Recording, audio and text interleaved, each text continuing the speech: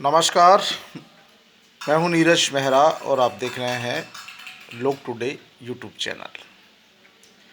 हम बात करेंगे कि किस तरह से पति पत्नी के बीच शक ने एक 23 वर्षीय युवक को हैवान बना दिया। मामला मध्य प्रदेश के इंदौर का है, जहां पर विधानसभा के पूर्व अध्यक्ष यज्ञदत्त शर्मा के 23 वर्षीय पोते हर्ष शर्मा ने अपनी 22 वर्षीय धर्मपत्नी, जिसके साथ 2.5 महीने पहले ही उन्होंने प्रेम विवाह किया था, और शक के चलते अपनी पत्नी का कुत्ते के बेल्ट से गला घोंट कर और चाकू से वार कर उसे मार दिया। मारने के बाद आरोपी हर्ष शर्मा शव के पास करीब 1 घंटा बैठे रहा और फिर बाद में उसने थाने में सरेंडर कर दिया।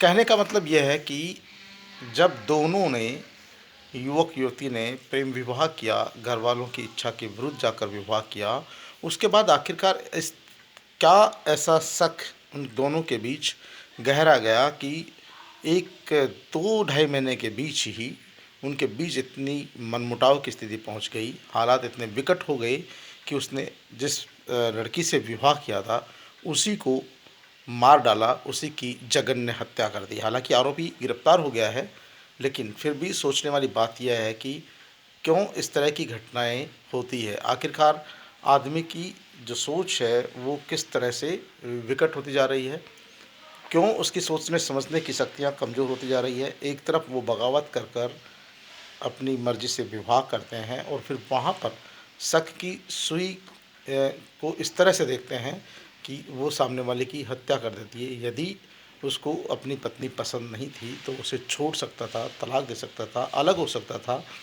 या अपनी बात कह सकता था, लेकिन उसने इन तमाम बातों को नहीं सोचा और अपनी पत्नी की, जो 2 माह की गर्भवती भी थी, उसकी हत्या कर दी।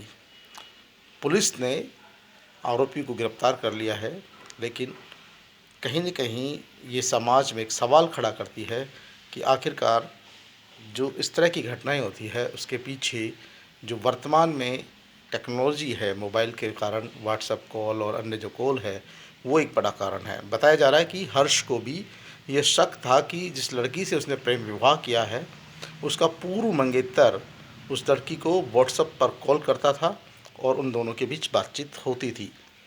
जब उसे ये शक था तो या तो वो उसे मना कर सकता था या उसे छोड़ सकता था, लेकिन इस रिश्ते की परिणति का अंत मर्डर से होता है, जो बहुत ही दुखदाई है। और यूथ को एक तरह से प्रेरणा भी लेना होगा कि इस तरह की घटनाओं को अंजाम देने से पूर्व अपने भविष्य के बारे में सोचें, अपने परिवार के बारे में सोचें। विधानसभा की पूर्व अध्यक्ष, जिनकी प्रतिष्ठा है, मान है, सम्मान है, जो लड़की मर गई है उसका जीवन का अंत हो गया है। उसने अपने परिवार से बगावत करके उस युवक से शादी की थी, लेकिन उसका अंजाम उसको किस तरह से भुगतना पड़ा है।